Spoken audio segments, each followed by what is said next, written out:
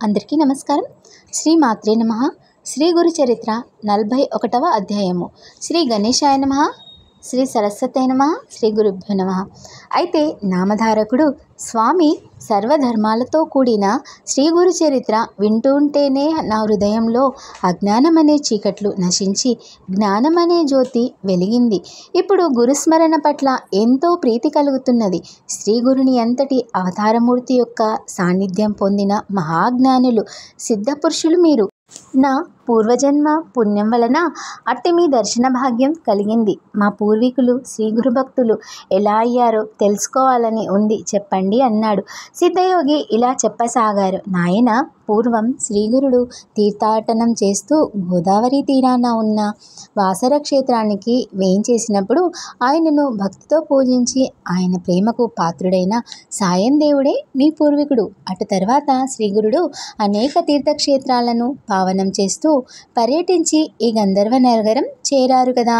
అటు తర్వాత వారి కీర్తి దశ దిశలా వ్యాపించి సుదూర ప్రాంతాల నుండి కూడా ఎందరెందరో వచ్చి వారిని సేవించి అభీష్ట సిద్ధి పొందుతారని మీ పూర్వీకుడైన సాయం దేవునికి తెలిసింది. అతడు అందుకు ఎంతో ఆనందించి ఒకనాడు శ్రీవారి దర్శనానికి ఈ గంధర్వపురం వచ్చాడు. శ్రీగురునికి నిలయమైన ఈ గంధర్వపురం అతడి కంటపడగానే అతిశయించిన భక్తి శ్రద్ధలతో అడుగడుగుకు సాష్టాంగ నమస్కారాలు చేస్తూ మఠానికి చేరుకున్నాడు. అక్కడ శ్రీగురిని దర్శించగానే అతనికి రోమాంచితమై ఆనంద బాష్పాలు రాలాయి. ఆయనకు సాష్టాంగ నమస్కారం చేసి తన జుట్టుతో వారి పాదాలు తుడిచి గద్గద్గ స్వరంతో ఆయనని ఇలా స్తుతించాడు. ఓ పరమాత్మ, పరంజ్యోతి, నృసింహ సరస్వతి, మీరు త్రిమూర్తాత్మకులే, కానీ మానవ మాత్రులు కారు. సర్వ తీర్థాలకు ఆశ్రయమైన మీ పాదాలను దర్శించినంత మాత్రాననే కోటి జన్మల పాపం నశిస్తుంది. మీ దర్శనం వలన ధన్యుడనయ్యాను. మా పితరులు కూడా కృతార్థులయ్యారు. ఓ సర్వవ్యాపక సద్గురు భక్తవత్సల, జయము జయము. జీవుల పట్ల కరుణయనే జలంతో నిండిన కమండలం ధరించిన మీరు సాక్షాత్తు ఆ బ్రహ్మదేవుడే. మీరు అమృతతుల్యమైన ఆ నీరు చల్లి చనిపోయిన వారిని మరలా బ్రతికిస్తున్నారు. స్వామి, దండమును ధరించిన మీరు సాక్షాత్తు దుష్టులను దండించి భక్తుల ధైర్యాన్ని పార్లద్రోలి రక్షించి శ్రీ మహావిష్ణు స్వరూపులే. ఇప్పుడిలా సన్యాసి వేషంలో అవతరించారు. భస్మము, రుద్రాక్షలు ధరించిన మీరు భక్తుల పాపాలను, భవరోగాలన్నీ నశింపచేయగల సమర్థులు. సాక్షాత్తు శివస్వరూపులు. ఎవరి కృప వలన చచ్చినవాడు బ్రతికాడో, గొడ్డుబర్రె పాలిచ్చిందో, మేడికట్ట వృక్షమైందో, హీనుడు ఉద్ధరించబడ్డాడో అట్టి మిమ్ము ఎవరు ఎరగగలరు? శ్రీగురుడు సంతోషించి సాయం దేవుడి తలపై చేతి పెట్టి, నాయనా, నీవు మాకు పరమభక్తుడవి. నీ స్తోత్రం వలన మాకు సంతోషమైనది. మీ వంశస్థులందరూ మా భక్తులై చిరకాలం వర్ధిల్లుగాక అని ఆశీర్వదించారు. తర్వాత శిష్యులందరితో ఆయన, మీరంతా సంగమంలో స్నానం చేసి అశ్వత్థ వృక్షానికి ప్రదక్షిణం చేసి తర్వాత పంక్తి భోజనానికి రండి అని చెప్పి సాయం దేవునితో, నీవు కూడా వారితో వెళ్ళిరా, ప్రసాదం తీసుకొందువు అన్నారు. అందరూ సంగమానికి వెళ్ళి వచ్చాక అతడు శ్రీగురునికి పూజ చేసి భిక్ష ఇచ్చాడు. అప్పుడు స్వామి అతనిని తన ప్రక్కనే కూర్చోబెట్టుకొని భోజనం పెట్టించారు. తర్వాత అతనిని దగ్గరికి పిలిచి, నాయనా, నీవు ఎక్కడుంటున్నావు? నీ భార్య బిడ్డలు క్షేమంగా ఉన్నారా? చాలా కాలానికి కనిపించావు అన్నారు. అతడు, స్వామి, మీరు సర్వజ్ఞులు, మీకు తెలియనిది ఏమున్నది? మీ దయ వలన అందరము క్షేమంగానే ఉన్నాము. నా భార్య బిడ్డలు ఉత్తర కంచిలో ఉన్నారు. నా కుటుంబ భారమంతా నా కొడుకులే చూసుకుంటున్నారు. కనుక నేను మీ పాదాల చెంత ఉండి సేవించుకోవాలని వచ్చాను. మీరు అనుగ్రహించాలి అని వేడుకున్నాడు. శ్రీగురుడు నవ్వి, నాయనా, మమ్మల్ని సేవించడం అంత సులభం కాదు. మేము ఒక చోట ఉండేవారం కాము. ఎక్కడ పడితే అక్కడే ఉంటాము. ఒకప్పుడు ఊరిలో ఉంటే మరొకప్పుడు అడవిలో ఉంటాము. మాతో కలిసి ఉండడము, మా సేవ చేయడము చాలా కష్టం. కనుక బాగా ఆలోచించుకో అన్నారు. సాయం దేవుడు, స్వామి, మిమ్ము శరణం పొందిన నన్ను దూరం చేయవద్దు. మీరుండగా నాకు భయమేమిటి? గురు సన్నిధికి చేర్చే పాదాలే పాదాలు, గురు పూజ చేసే చేతులే చేతులు. గురు పాదాల కంటే ఎక్కువగా ఏముంది? గురు పాదాలనంటే శిరస్సే శిరస్సు.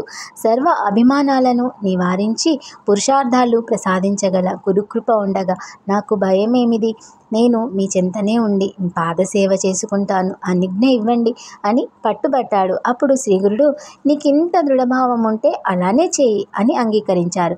అతడు స్వామి సన్నదిలో 3 నెలలు ఉన్న తర్వాత ఒకనాటి సాయంత్రం శ్రీగురుడు శిష్యులనెవ్వరినీ రావద్దని చెప్పి సాయం దేవుణ్ణి ఒక్కడినే కూడా తీసుకొని సంగమానికి వెళ్ళారు. ఇంతలో మరికొందరు శిష్యులొచ్చి సంగమ స్నానం చేశారు. సాయంత్రం సంధ్యోపాసన అయ్యాక శ్రీగురుడు అశ్వత్థ వృక్షం కింద కూర్చొని కొంతసేపు శిష్యులతో మాట్లాడారు. కొంతసేపటికి వారంతా గాన్గాపురం వెళ్ళిపోయారు. శ్రీగురుడు సాయందేవుడు మాత్రమే అక్కడ ఉన్నారు. అప్పుడు అతనిని పరీక్షించదలిచి శ్రీగురుడు ఒక లీల చేశారు. అంతలోనే అకస్మాత్తుగా పెనుగాలి చెలరేగింది. ఆ గాలికి చెట్లు ఊగిపోయి విరిగిపడుతున్నాయి. ఆకాశమంతా కారు మేఘాలు అలుముకొని భయంకరంగా ఉరుములు, కన్నులు, మిరుమిట్లు గొలిపే మెరుపులతో కుండపోతగా వర్షం ప్రారంభమైంది. సాయందేవుడు ఆ గాలికి ఎలాగైనా ఓర్చుకొని తన వంటిపైనున్న ఉత్తరీయం తీసి శ్రీగురునికి కప్పి ఆయనకు అడ్డంగా నిల్చున్నాడు. ఇలా గాలివాన అర్ధరాత్రి 2వ జాము వరకు కొనసాగాయి. గాలివాన కొంత నెమ్మదించగానే దుర్భరంగా చలిగాలి వీచసాగింది. అప్పుడు శ్రీగురుడు, నాయన, మమ్మల్ని చలి బాధిస్తున్నది, గ్రామానికి వెళ్ళి మఠం నుండి అగ్ని తీసుకురా అన్నారు. అతడు బయలుదేరుతుంటే అతనిని బాట కటు ఇటు చూడకుండా త్వరగా వెళ్ళి రమ్మని చెప్పారు. వెంటనే సాయందేవుడు బయలుదేరి గంధర్వపురం వైపుకు నడవసాగాడు. దారిలో ఎక్కడ అడుగుపెట్టినా మోకాలు లోతున బురదలో కాళ్ళు కూరుకుపోతున్నాయి. ఆ పైన నీరు రొమ్ము లోతున ప్రవహిస్తుంది. కన్ను పొడుచుకున్నా కనిపించనంత కారు చీకట్లు కమ్ముకున్నాయి. నలుదిక్కులా వేగంగా వీస్తున్న గాలి అతనికి ఒక ప్రక్క నెట్టివేస్తుంది. ఎలాగో అలా అతడు శ్రీగురుని స్మరిస్తూ చీకటిలో తరుముకుంటూ మెరుపుల వెలుగులలో దారి చూసుకుంటూ బాట కనిపించినంత దూరం పరిగెడుతున్నాడు. చివరికి ఎలాగో అతడు మఠం చేరి అక్కడ సేవకులకు నిద్రలేపి వారి వద్ద నుండి కుండలో నిప్పులు తీసుకొని తిరిగి బయలుదేరాడు. శ్రీగురుడు తనను పక్కలకు చూడకుండా ఎందుకు సాగిపొమ్మన్నారో తెలుసుకోవాలన్న కుతూహలం తీవ్రమైంది. నెమ్మదిగా కుడిపక్కకు చూశాడు. అటుపక్కన 5 పడగల గల భయంకరమైన త్రాచుపాము కనిపించింది. అతడు కొంచెం ప్రక్కకు తప్పుకొని భయంతో వేగంగా నడుస్తూ నెమ్మదిగా ఎడమ ప్రక్కకు చూశాడు. అటు ప్రక్కన కూడా మరొక భయంకరమైన పాము అతని వెంటనే వస్తుంది. అతడు భయంతో మతిపోయి బాటలోని ఎత్తుపల్లాలు కూడా పట్టించుకోకుండా పరుగున పరిగెత్తసాగాడు. అతడు ఎటుపోతే అటు అంత వేగంగా ఆ పాములు తరుముకొస్తున్నాయి. అప్పుడు గుండెదడ పుట్టి దిక్కుతోచక పొదల మధ్యకు వెళ్ళిపోయాడు. ఎటుపోవాలో తెలియక భయంతో తననా పాములు బారి నుండి రక్షించమని మనస్సులోనే శ్రీగురిని ప్రార్థించుకొనసాగాడు. వెంటనే అతనికి కొంచెం భయం తగ్గింది. ఒక చక్కని బాట చిక్కింది. దాని వెంట పోగా కొద్దిసేపట్లోనే సంగమం వద్దనున్న రావి చెట్టు అతనికి కనిపించింది. ఆ ప్రాంతమంతా వేల కొద్ది దీపాలతో వెలిగి పోతున్నట్లు కనిపిస్తుంది. అక్కడి నుండి వేదఘోష అతనికి చక్కగా వినిపిస్తుంది. అతడు అటువైపుగా వెళ్ళి శ్రీగురిని సమీపించేసరికి అక్కడ ఆయన ఒక్కరే ఉన్నారు. అతనికి ఆ భయం వలన వర్షం ఆగిందని కూడా తెలియలేదు. ఆకాశంలో మబ్బులు ఎప్పుడు తొలగిపోయాయో కానీ పిండి అరవోసుకున్నట్లు పండు వెన్నెల వచ్చింది అన్నట్లుగా ఉంది. అతడు ఆ పాత్ర క్రింద పెట్టి నిప్పును ప్రజ్వలింపజేశాడు. భయం తగ్గిపోయి అతను గురువుకేసి చూసేసరికి ఆ 2 పాములు ఆయనకు నమస్కరించి వెళ్ళిపోతున్నాయి. వాటిని చూడగానే అతనికి మరలా భయం వేసింది. శ్రీగురుడు నవ్వి, భయపడవద్దు, నిన్ను రక్షించడానికే నేను ఆ పాములను మేమే పంపాము. గురుసేవ ఎంత కఠినమైనదో తెలిసిందా? కనుక ముందుగా ఆలోచించుకొని తగిన భక్తి విశ్వాసాలు ఉంటేనే అందుకు పూనుకోవాలి. కలి ప్రభావం వలన ఇంద్రియ చాపల్యము, అపప్రచారాలు మొదలగున అవరోధాలు ఎన్నో వస్తాయి. అయినా చెలించకుండా నిశ్చలంగా గురుసేవ చేస్తేనే గురుకృప వలన సర్వము సిద్ధిస్తుంది. యజ్ఞ యాగాదులు చేసేవారికి ఎన్నో విఘ్నాలొచ్చి అవి తేలికగా నిష్ఫలమవ్వచ్చు. గురుదేవుల దగ్గర ఉంటూ విశ్వాసంతో సేవ చేసేవారు తేలికగా అభిష్టాలు నెరవేరి కృతార్థుడవుతారు. ఏకభావంతో ఆయనను ఆరాధించడమే ఉత్తమ సాధన. పతివ్రత తన భర్తను సేవించినట్లు సచ్చిష్యుడు తన గురువును విడవక నీడవలే సేవిస్తాడు. దేహంతో సహా తన సర్వస్వము గురుసేవకే అర్పిస్తాడు. గురువే పరమేశ్వరుడని తెలుసుకొని ఆయన ప్రసాదమే భోజనంగా, ఆయన ధ్యానమే జీవనంగా, పాదతీర్థమే గంగాజలంగా శ్రవణమనన తత్పరుడై ఉంటారు.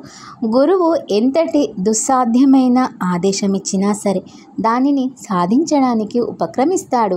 ప్రారంభించాక దానిని ఎంత కష్టపడి అయినా పూర్తి చేస్తాడు. ఇలా చేస్తే వాడిని చూసి యమధర్మరాజు కూడా భయపడి తొలగిపోతారు. అప్పుడు సాయందేవుడు నమస్కరించి, స్వామి, నేనేమి తెలియని వాణ్ణి, కృపతో గురుభక్తి ఎలాంటిదో వివరించండి.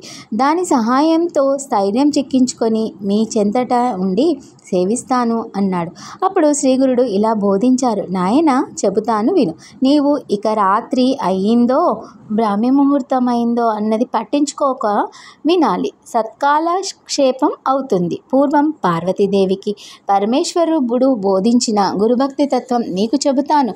శివుడు ఇలా చెప్పారు. దేవి గురువే ఈశ్వరుడన్న దృఢమైన విశ్వాసంతో ఆయనని సేవించడం వలన సర్వసిద్ధులు కలుగుతాయి. అట్టి ఫలితమే తపో అనుష్ఠానాదులు వలన చాలా కాలానికి కానీ సిద్ధించదు. యథావిధిగా గురిని సేవించే వారికి యజ్ఞాది కర్మలు చేయని లోటు కలగదు.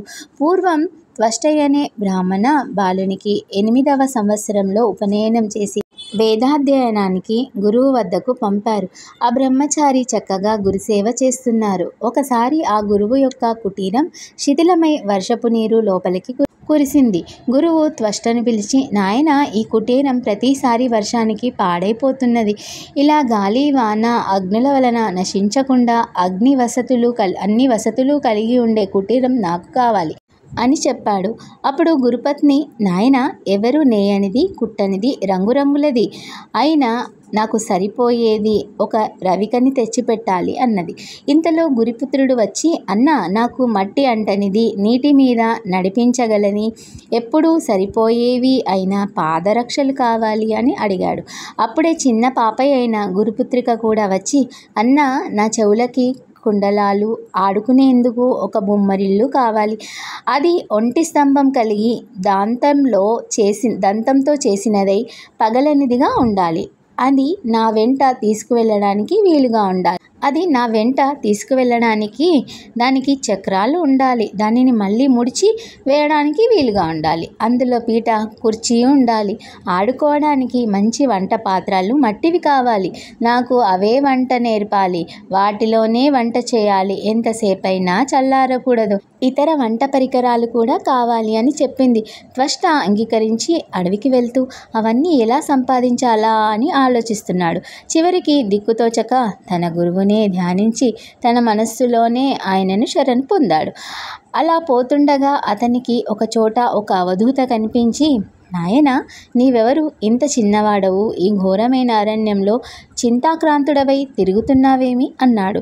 ఆయనను చూడగానే త్వష్టకు మనస్సు శాంతించింది. తన గురువే ఈ రూపంలో దర్శనమిచ్చినట్లు అనిపించింది. అతడు ఆయనకు నమస్కరించి, స్వామి, ఈ నిర్మానుష్యమైన అరణ్యంలో మిమ్మల్ని చూడగానే మీరు సాక్షాత్తు ఈశ్వరుడని నాకు తోచింది. మీ దర్శన మాత్రం చేతనే నా మనస్సు స్థిరపడి ఆనందం లభించింది అని తాను సాధించవలసిన కష్టతరమైన పనుల గురించి విన్నవించుకున్నాడు. అవధూత అతనిని ఆశీర్వదించి, నాయన, అభీష్టప్రదుడైన విశ్వేశ్వరుడు కాశీలో ఉండగా దుర్లభమేమున్నది? నీవు కాశీకి వెళ్ళు, విశ్వనాథుని పూజించు. ఆయన వరంతో బ్రహ్మాది దేవతలు కూడా ఎంతో మహిమను పొందుతారు. కేవలం గుప్పెడు పాలు కోరిన ఉపమన్యువుకు ఆయన సాక్షాత్తు ఆ పాల సముద్రాన్నే ప్రసాదించిన దయాళువు అని చెప్పాడు. గురుసేవ తప్ప వేరేమీ ఎరుగని త్వష్ట, స్వామి, కాశీక్షేత్రం ఎక్కడ ఉన్నది అని అడిగాడు. అప్పుడు ఆ మునిశ్రేష్ఠుడు, కాశీకి నిన్ను నేనే స్వయంగా తీసుకుపోతాను. నీ వలన నాకు కూడా విశ్వనాథుని దర్శనం అవుతుంది అని చెప్పి తన లీల చేత అతనిని మనోవేగంతో కాశీకి తీసుకువెళ్ళాడు. శ్రీ దత్తాయ గురువే నమః. శ్రీ శ్రీపాద శ్రీవల్లభాయ నమః. శ్రీ నృసింహ సరస్వతే నమః. 41వ అధ్యాయము సమాప్తము. శ్రీ గురుదత్త. జై గురుదత్త. శ్రీమాత్రే నమః. లోకా సమస్త సుఖినో భవంతు. జై శ్రీరామ్.